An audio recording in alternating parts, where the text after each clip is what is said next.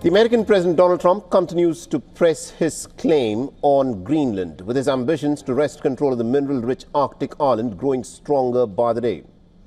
The White House Press Secretary Caroline Levitt has said that the talks between the U.S. officials and representatives from Denmark and Greenland were largely productive. However, she's added that the European military deployment to the semi-autonomous Danish territory would not deter Trump from pursuing its control.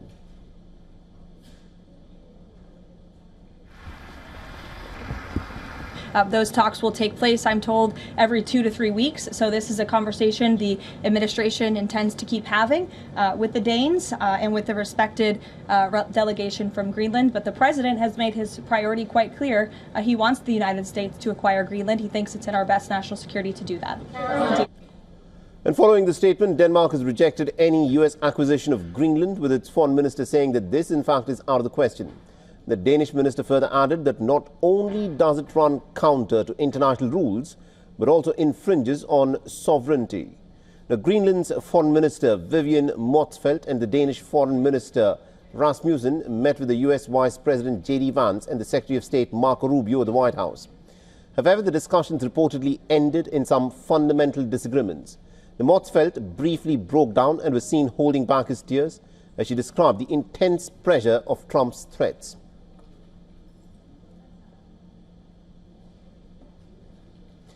Meanwhile, several NATO allies are moving their forces into Greenland in a show of solidarity with Denmark. A small French military contingent reportedly arrived in Greenland's capital, Nuuk.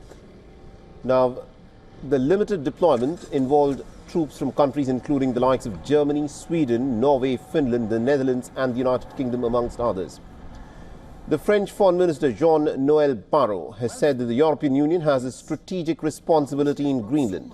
He further added that the NATO allies, the European countries, are fully capable of defending their territory against any threats, quote-unquote, wherever they could come from, possibly hinting at Washington. NATO, the NATO allies, the European countries are completely capable of defending their territory against any threat, wherever it may come from. This is the spirit in which, I believe, our Danish colleague, our Greenlandic colleague, expressed themselves yesterday in Washington, and it is important that a dialogue can take place between allies. I believe this is what was decided at the end of yesterday's meeting regarding the exact nature of these threats, which need to be determined.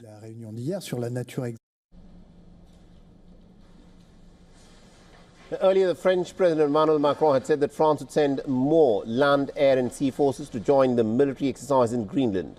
Now, President Trump has repeatedly insisted that the U.S. needs to own Greenland for security reasons, specifically to prevent Russia and China from doing so.